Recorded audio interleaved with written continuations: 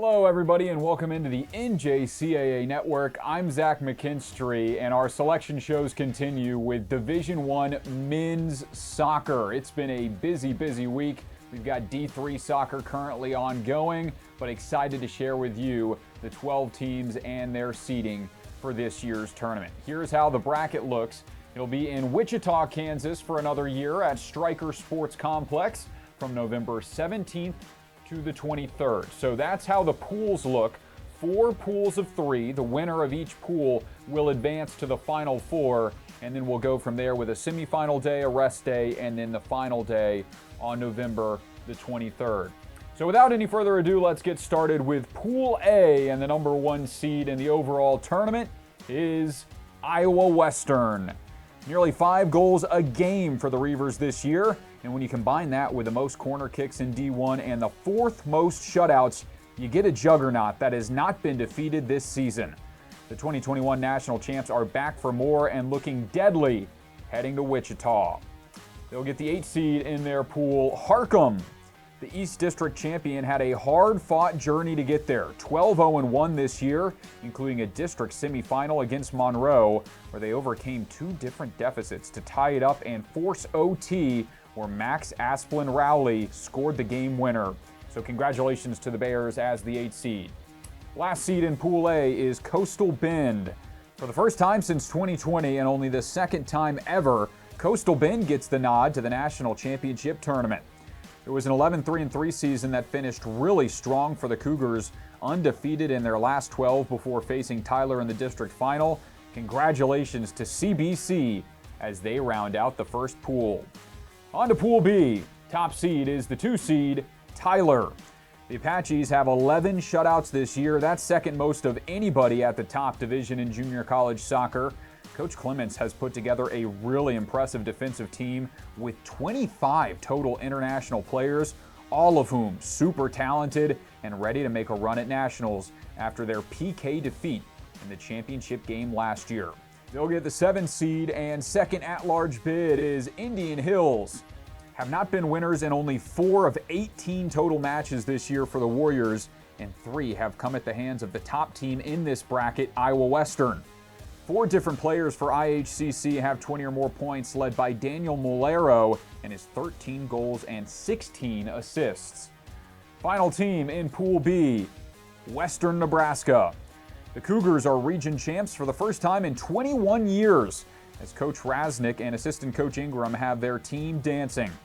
Eduardo Oliveira leads this team with 31 points and 13 goals. Congratulations to the fine folks of Scottsbluff, Nebraska, and shout out Bacharach's, best nachos in the state for my money. All right, moving forward. Pool C, it starts with a 3 seed and another at-large bid, Salt Lake Community College. The highest-ranked at-large team was cruising through the season with an undefeated record before they were blindsided by a Region 18 tournament loss against Snow. But make no mistake, this is absolutely one of the best teams in the country. 5th straight year in the tournament, most shutouts in all of D1 with 13, 3rd most shots on goal with 217, and a number of dynamic scorers. The 6th seed is Eastern Florida State. Make it 2 years in a row that the Titans will make the trip to Wichita. This is a deep team with 18 different scorers throughout the lineup that has won their last 6 straight, including a 2-1 victory over Monroe. Congrats to EFSC and the Titans. The 10 seed in Pool C is Murray State. 17 wins in 19 games for Murray State this year, a team that has scored 79 goals over those games. That adds up to a staggering 4.16 goals a game, 3rd in the NJCAA. Sophomore forward Alexis Lopez has 18 of them and looks to keep that trend going in this tournament. On to the final pool, Pool D, and it starts with a 4 seed, the Cowley Tigers. The Tigers are in after a Plains District Championship. Last year, Cowley didn't make it out of their pool, as a thrilling PK defeat to the defending champs and a victory weren't enough. This year, Cowley has played with a chip on their shoulder and try to advance further in their 6th tournament selection. The 5 seed in Pool D is Arizona Western. A double overtime district championship was the difference for the Matadors to secure their 4th straight tournament selection.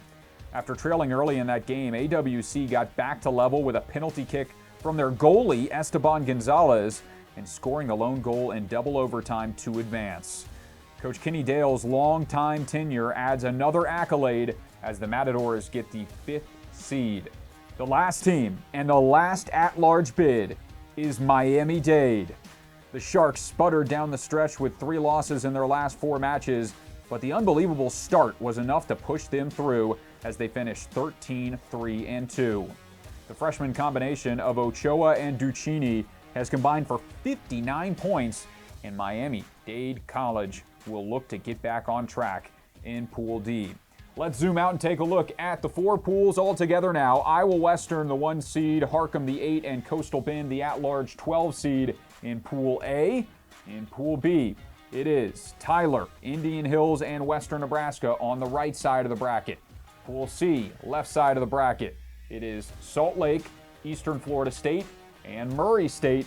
And the final pool to round it out is Pool D, Cowley, Arizona Western, and Miami-Dade. A reminder that tournament, all those games are available on the NJCAA network. You can watch on our website, and then once it gets to the semifinals and all moves to that final field, those games are on ESPN Plus. So make sure you have an ESPN Plus subscription to watch those semifinals and championships this year. Well, what a tournament we have. I'm out of breath. 8 district champs, 4 at-large bids, all decided. Congratulations to everybody that got in, and we can't wait to see you at Stryker Sports Complex in Wichita, Kansas.